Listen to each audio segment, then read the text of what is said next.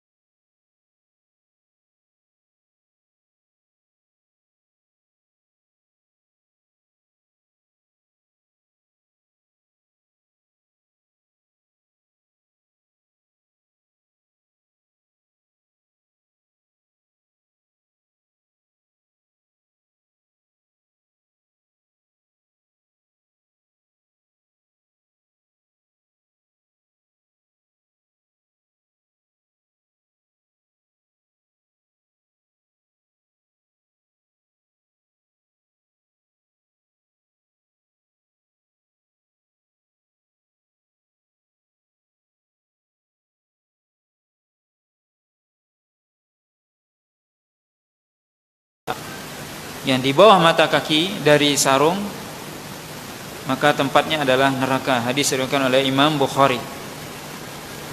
Maka di sini hadis ini menunjukkan kepada kita ancaman yang jelas dan tegas dari Rasulullah SAW bahwasanya orang yang dia mengulurkan atau memanjangkan pakaiannya di bawah mata kakinya, maka dia mendapatkan ancaman neraka.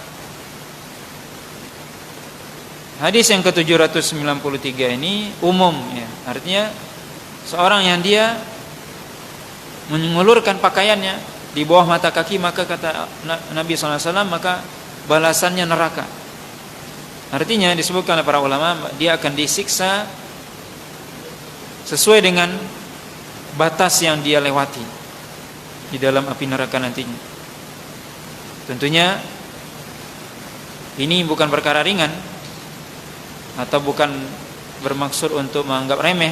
Kenapa? Karena dalam sebuah hadis Nabi SAW mengatakan bahwasanya seorang yang dia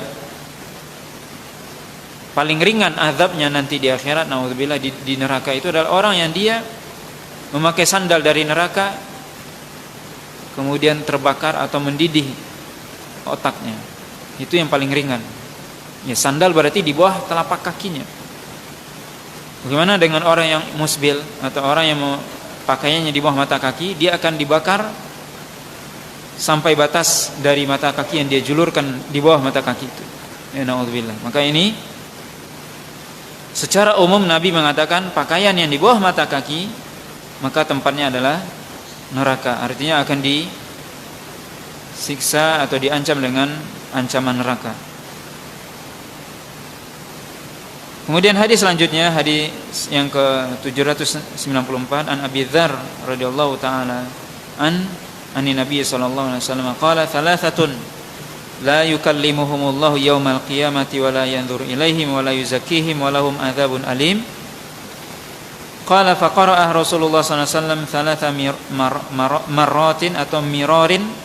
Fa qala Abu Dzar khabu wa khasiru man hum ya Rasulullah? Qala al musbil wal mannan wal munfik sil'atahu bil halifil kadzib, rawahu Muslim.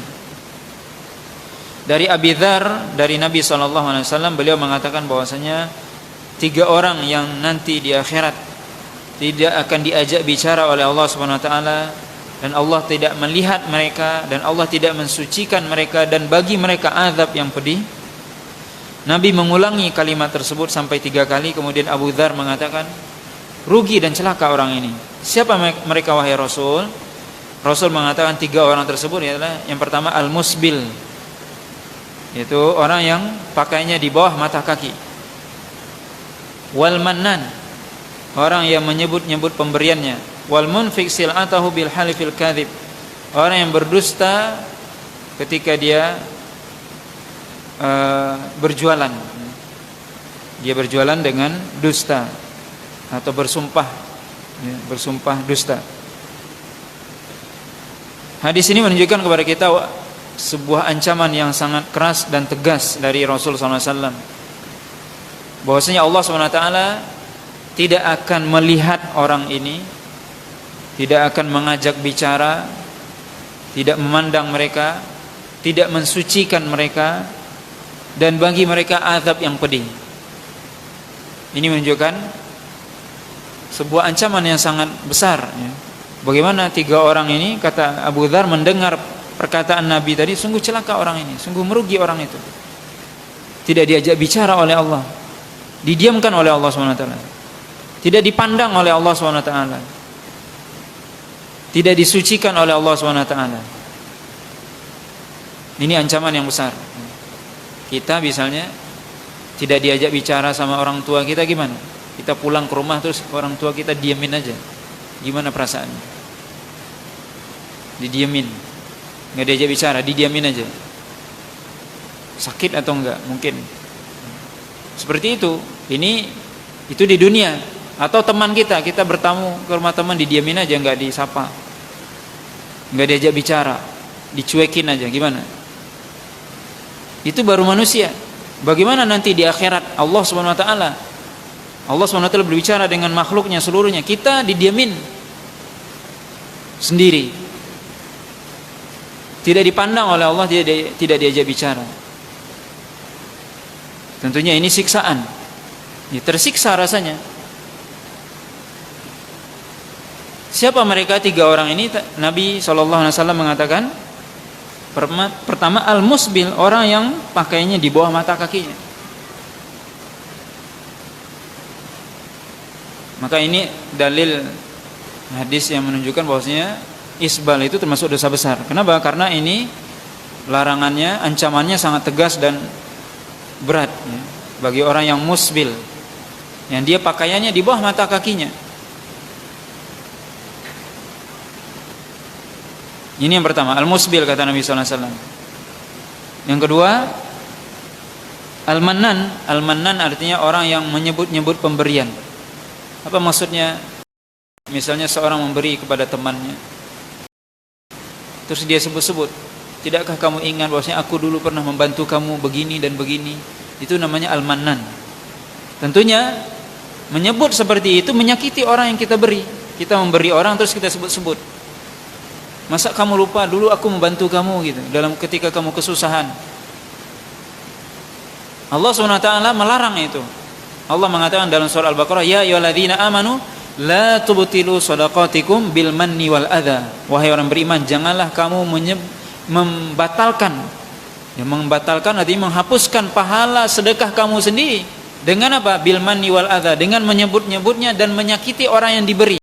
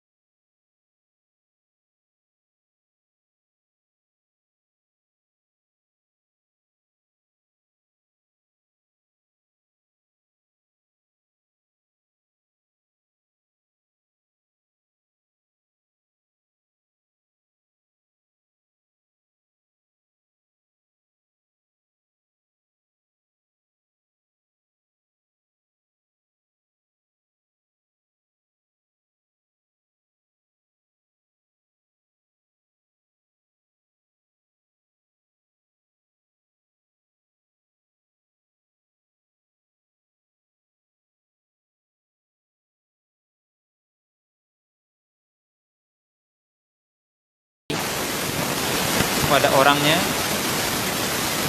yang kedua. Artinya subjeknya dikemudiankan. Sedangkan salamnya orang-orang Arab di zaman dahulu, alaikas salam. Alaikas salam berarti subjeknya yang didahulukan. Kamu, atas kamu keselamatan begitu. Walaupun secara kalau diartikan, ya mungkin dalam bahasa Indonesia diartikan sama aja artinya, yaitu keselamatan atasmu. Tetapi dalam bahasa Arab itu nggak bisa dianggap sama. Maka ini bedanya. Tidak semua itu bisa diterjemahkan. Maka salam kita yang diajarkan oleh Rasulullah, assalamualaikum atau assalamualaikum. Jadi kata assalamnya terlebih dahulu, itu yang diajarkan. Baik itu kita ketika kita bertemu dengan orang yang masih hidup, kita teman kita assalamualaikum, atau kita masuk ke kuburan juga diajarkan oleh Nabi, assalamualaikum ya ahlad diyar. Assalamualaikum. Assalamualaikum. Bukan alaikas salam. Jadi kata para ulama, alaikas salam ini adalah kebiasaan orang-orang kufar Quraisy di zaman dahulu. Dan ini Nabi SAW ingin menyelisihi mereka. Dan Islam itu selalu ingin menyelisihi apa? Agamanya orang-orang kafir. Maka dikatakan assalamualaikum, keselamatan bagi engkau. Dan tentunya dari sisi makna lebih utama, assalamualaikum, keselamatan untuk anda. Jadi keselamatan itu yang didahulukan, dan itu lebih utama. Ini ya. Kemudian faedah juga dari hadis ini, bahwasanya segala sesuatu itu di tangan Allah SWT. Sebagaimana Nabi SAW tadi mengatakan kepada sahabat tadi, kalau seandainya engkau ditimpa kesusahan dan sebagainya, maka berdoalah kepada Allah SWT. Tadi Nabi mengatakan kalau anda ditimpa kesusahan dan sebagainya, atau kemarau panjang, atau hilang barang bawaan anda, atau hewan tunggangan anda, berdoa kepada Allah. Artinya apa? Nabi ingin mengajarkan kepada sahabat ini bahwasanya segala sesuatu yang menimpa anda di dunia ini itu semua kembali kepada Allah SWT, atau di bawah pengaturan Allah SWT. Maka mintalah kepada Allah, minta kepada Allah SWT. Segala ya sesuatu yang terjadi di muka bumi ini mengikuti aturan Allah. Kalau kita ditimpa musibah, ditimpa suatu hal yang sulit dan sebagainya, minta kepada Allah SWT jalan keluar. Maka dalam hadis ini tadi dikatakan apa? Ana Rasulullah alladzi idza asabaka durrun fada'autahu kasyafahu anka. Ini harus dipahami sedikit ya. Ada yang salah dalam memahami hadis ini. Salah sedikit artinya salahnya bisa fatal. Dalam kalimat yang disebutkan dalam hadis ini apa? Ana Rasulullah, aku adalah Rasulullah. Alladzi idza asabaka durrun, yang kalau seandainya kesusahan menimpamu, fada'autahu, kemudian engkau berdoa kepadanya. Nya ini kembalinya kepada siapa? Sebagian orang yang dia salah dalam memahami, dia katakan ini kembalinya kepada Rasul, maka dia minta kepada Rasul, ya Rasulullah tolong kami dalam kesusahan. Bukan. Tapi da'autahu di sini maksudnya apa? Hu kembali kepada Allah. Karena apa? Ana Rasulullah, Rasul Allah. Sebab kalau seandainya kembali kepada Rasul, mungkin Nabi akan mengatakan apa? Idza asabaka durun fada'autani, kemudian kamu berdoa kepadaku, karena orang itu ada di hadapannya. Dan itu tidak mungkin diucapkan oleh Nabi. Kenapa? Karena itu kesyirikan. Tidak mungkin Nabi mengajak orang untuk melakukan kesyirikan dengan meminta kepada Nabi SAW. Maka ini dalam memahami ini perlu ya. Karena bisa jadi dia salah dalam memahami, maksudnya kembalinya kepada siapa ini? Yang kalau engkau berdoa kepadanya, nya kembali kepada siapa? Kepada Allah. Maka tidak boleh meminta kepada Rasul. Ada sebagian orang yang dia minta kepada Rasul. Ini kesyirikan. Maka ya wallahu alam, ini hadis ini jelas ya, bahwasanya maksudnya pada autahu kembali kepada Allah SWT. Jadi bukan meminta kepada Rasul. Kemudian ya faedah dari hadis ini, bagaimana sahabat tadi meminta kepada Rasul untuk diberikan wasiat. Apa wasiat Nabi kepada sahabat ini? Kata Nabi, La tasubbanna ahadan, jangan engkau mencela seorang pun. Di sini bisa kita lihat bagaimana sahabat itu, para sahabat ketika mereka datang kepada Nabi, kemudian mereka minta kepada Nabi wasiat, macam-macam wasiat Nabi. Nabi SAW didatangi oleh seorang sahabat misalnya, wahai Rasulullah, ausini, berikan wasiat kepadaku, berilah aku wasiat. Apa kata Nabi? La taghdab, jangan kamu marah. Sahabat yang lain datang kepada Nabi, ya Rasulullah, berikan kepadaku wasiat. Apa kata Nabi? Qul amantu billah tsumma istaqim, katakan ya, aku beriman kepada Allah, kemudian istiqamah. Ini sahabat ini minta kepada Nabi, wahai Rasul, berikan wasiat kepadaku. Maka Nabi mengatakan kepadanya, la tasubanna ahadan, jangan mencela seorang pun. Kenapa berbeda? Tentunya Rasulullah SAW lebih tahu tentang penanya. Maka wasiat itu tentunya berbeda-beda, tidak sama. Rasulullah SAW mewasiatkan kepada si A tadi, jangan marah. Kepada si B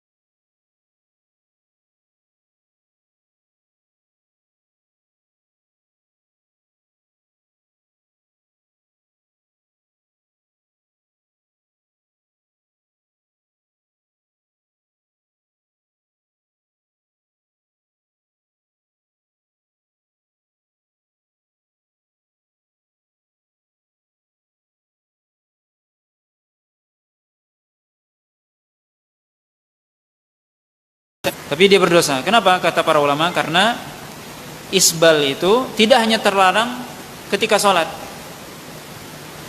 di luar sholat juga terlarang. Jadi dalam kaidah, kalau dalam kita belajar usul fikih namanya, larangan itu tidak berkaitan dengan pekerjaan khusus dalam sholat. Kalau seandainya larangan itu berkaitan dengan sesuatu yang khusus dalam sholat, maka itu sholatnya nggak diterima. Misalnya apa? Sholat seorang yang kalau tidak berwudu atau tidak bersuci, itu jelas tidak diterima. Kenapa? Karena berkaitan dengan syarat sholat. Makanya Rasulullah SAW mengatakan, Innallaha la yakbalu min ahadikum as-shalah hatta yathur. Allah tidak menerima salat salah seorang di antara anda sampai dia bersuci.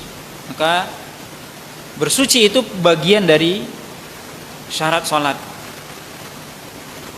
Maka seorang yang dia tidak bersuci ketika salat, salatnya batal. Tapi kalau ini tidak, dan orang kan bersuci hanya ketika sholat saja. Apa di luar sholat dia harus bersuci? Tidak. Berbeda dengan isbal. Isbal itu tidak hanya ketika sholat. Makanya sebagian ulama tadi mengatakan, walaupun mereka mengatakan sahih, tapi mengatakan apa? Sholatnya sah, tetapi dia berdosa. Sholatnya sah tapi berdosa. Kenapa? Karena larangan ini tidak khusus ketika sholat saja. Sebagaimana seorang misalnya memakai pakaian yang pakaian yang dicuri misalnya, dia sholat tapi sarungnya dicuri, hasil curian, sholatnya sah atau tidak? Sebagian ulama mengatakan sah, tapi sebagian lagi mengatakan tidak. Maka hadis ini menunjukkan kepada kita untuk berhati-hati itu. Dan para ulama menjelaskan tentunya sholat itu isbal itu tidak hanya dalam sholat. Maka keliru tadi sebagian orang yang dia ketika mau sholat baru dia gulung celananya. Setelah sholat selesai dia ulurkan lagi celananya. Larangan isbal ini tidak hanya di dalam sholat, tapi di luar sholat juga. Di luar sholat juga. Maka ya mestinya kita berhati-hati untuk keluar dari selamat dari ini semua apa? Ya tidak isbal, baik dalam sholat ataupun di luar sholat ya. Wallahu a'lam. Kemudian hadis selanjutnya, ini hadis yang cukup panjang ya. Kita sebutkan terjemahannya saja supaya cepat. Yaitu hadis yang ke-798 dari Qais ibn Bishr At-Taghlabi. Beliau mengatakan bahwasanya telah menceritakan kepadaku bapakku, dan bapakku itu adalah temannya Abu Darda. Abu Darda adalah sahabat Nabi sallallahu alaihi wasallam. Yaitu ketika di Damaskus, ya, di negeri Syam, Dimashq, ada seorang sahabat Nabi sallallahu alaihi wasallam yang bernama Sahal ibnu Hanzaliyah. Dan beliau ini orangnya bahasa sederhananya suka menyendiri, tidak suka rame-rame. Maka beliau jarang ngumpul itu jarang dengan sahabat. Jadi orang misalnya habis sholat ngobrol ngumpul itu dia enggak. Beliau hanya sholat kemudian pulang, sholat kemudian zikir kemudian pulang, enggak ada habis sholat ngumpul-ngumpul, enggak ada.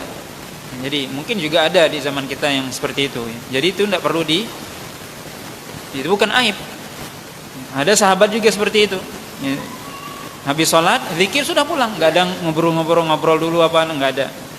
Ini nama sahabatnya Sahal ibnu Hanzaliyah. Kemudian jadi beliau setiap selesai sholat zikir sudah pulang ke rumah, selesai, nggak ada ngumpul-ngumpul dengan kawannya. Suatu ketika Abu Darda dengan para sahabatnya lagi duduk-duduk, kemudian Sahal ini lewat. Kemudian Abu Darda mengatakan kepada beliau, sampaikanlah kepada kami satu kalimat saja yang bermanfaat bagi kami dan tidak memberikan mudarat bagi anda. Kemudian beliau menyampaikan bahwasanya dulu ada Rasulullah SAW mengutus sebuah pasukan ya. Kemudian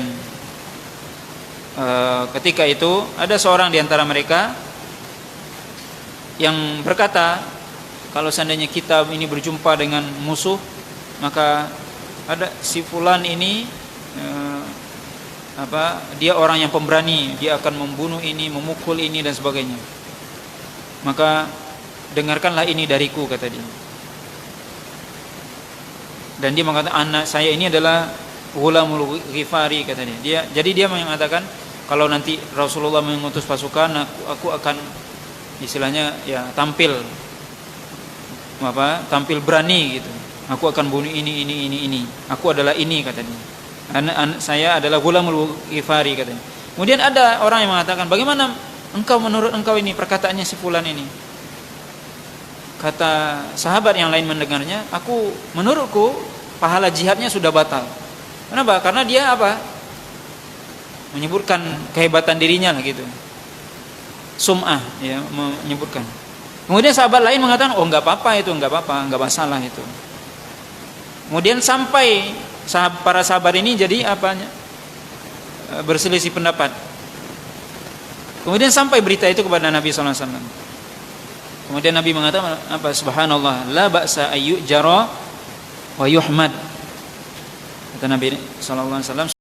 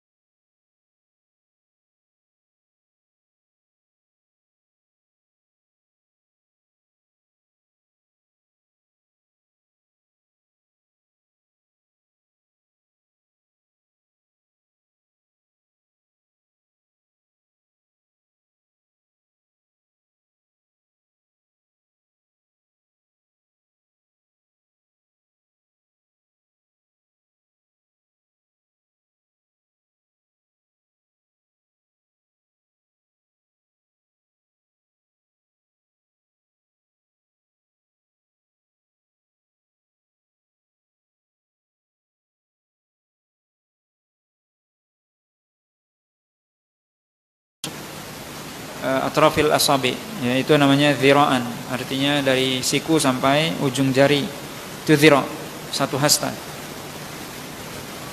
Hadis ini menunjukkan kepada kita apa? Bahwasanya yang dilarang isbal itu laki-laki. Yang dilarang isbal itu adalah laki-laki, di mana laki-laki pakaiannya pertengahan betis sampai mata kakinya. Itu pakaian laki-laki. Baik itu sarung, celana, baju, gamis dan sebagainya. Adapun perempuan, justru mereka diperintahkan untuk menutup kakinya, telapak kakinya. Makanya Nabi tadi dalam hadis Abdullah bin Umar, Ummu Salamah bertanya, kalau seandainya cuma dikasih panjang satu jengkal, kelihatan nanti telapak kakinya. Kata Nabi, tambahkan satu dhira', itu satu hasta. Maka perempuan itu yang dibolehkan atau bahkan diperintahkan untuk di bawah mata kaki pakaiannya. Kenapa? Karena kakinya adalah aurat. Dan ini hadis ini juga menunjukkan bahwasanya telapak kaki wanita adalah aurat. Ini hadisnya salah satu dalil bahwasanya telapak kaki wanita adalah aurat. Karena Ummu Salamah mengatakan kalau cuma ditambah satu jengkal wahai Rasul, nampak telapak kakinya. Oh, kalau begitu kata Nabi, tambahkan satu hasta. Menunjukkan bahwasanya telapak kaki wanita adalah aurat yang harus ditutup. Dan ini juga menunjukkan bahwasanya isbal itu pakaian yang panjang tadi adalah untuk perempuan. Dan ya kita dilarang menyerupai perempuan. Sebagaimana tadi kita sebutkan bahwasanya laki-laki ada aturan pakaiannya, itu tidak boleh di bawah mata kaki. Perempuan disuruh di bawah mata kaki. Jadi yang di bawah mata kaki itu adalah perempuan. Sedangkan kita laki-laki dilarang menyerupai perempuan. Sebaliknya juga perempuan dilarang menyerupai laki-laki. Ada yang perempuan juga pakaiannya di atas mata kaki, atau lebih parah lagi, naudzubillah. Ini dilarang. Perempuan menyerupai laki-laki dilaknat. Sebagaimana juga Allah melaknat laki-laki yang menyerupai perempuan dalam hal berpakaian, dalam hal berbicara dan sebagainya. Dilarang oleh Nabi SAW. Yang menyerupai laki-laki menyerupai perempuan atau sebaliknya. Kemudian juga disebutkan bagaimana dengan pakaian perempuan yang mengulur ke bawah itu. Maka disebutkan dalam hadis yang lain juga disebutkan bahwasanya ketika pakaiannya itu menyeret ke bawah, maka yutahhiruhunna ba'dahunna, kata Nabi SAW. Yaitu pakaiannya itu akan dibersihkan oleh setelahnya. Ya, ketika seorang perempuan melewati sesuatu, maka setelahnya itu yang akan membersihkan pakaiannya itu. Maka ini menunjukkan apa? Sebenarnya pakaian yang boleh mengulur ke bawah itu hanya khusus ya bagi perempuan saja, tidak boleh bagi laki-laki. Ini pembahasan kita pada kesempatan kali ini yang berkaitan dengan isbal ya. Sebenarnya pembahasan ini, hadis ini bisa kita lihat ya bagaimana disebutkan oleh Imam Nawawi, lebih dari 10 hadis ya, berbicara tentang isbal. Jadi bisa kita perhatikan di sini hadis-hadis yang berbicara tentang isbal itu lebih dari 10 hadis. Menunjukkan bahwasanya perkara isbal itu bukan perkara ringan. Ini yang disebutkan oleh Imam Nawawi saja ini. Ya, yang disebutkan oleh Imam Nawawi saja riwayat-riwayat yang ya lebih dari 10 riwayat atau hadis yang melarang laki-laki pakaiannya di bawah mata kakinya. Dan ini sekali lagi menunjukkan kepada kita menunjukkan bahwasanya ya isbal itu bukan ya perkara ringan, tapi perkara yang mesti diperhatikan. Para ulama tadi mengatakan termasuk dosa besar. Ya, sebagian para ulama mengatakan dosa besar. Kenapa? Karena larangan yang sangat tegas ya, dari Rasulullah SAW tentang orang yang dia mengulurkan pakaiannya di bawah mata kakinya atau isbal ya. Mungkin ini pembahasan kita ya pada kesempatan kali ini. Dan insyaallah nanti kita lanjutkan beberapa hadis lagi yang masih berkaitan dengan kitabul libas ya. Mungkin satu pertemuan lagi kita akan menyelesaikan pembahasan tentang kitabul libas ya, kitab yang berbicara tentang adab-adab dalam berpakaian. Nah, wallahu taala alam. Kalau ada pertanyaan kita persilakan.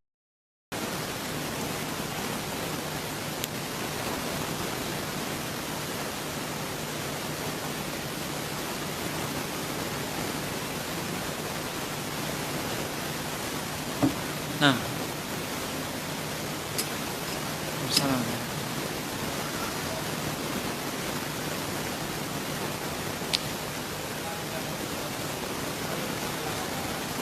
Ya.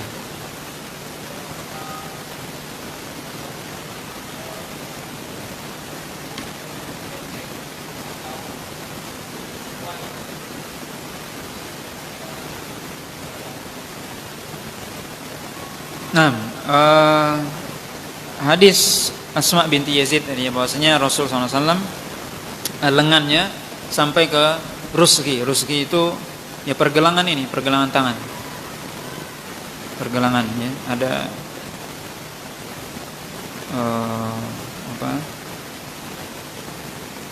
tulang ya di tengah ini. Ini kalau kita belajar bahasa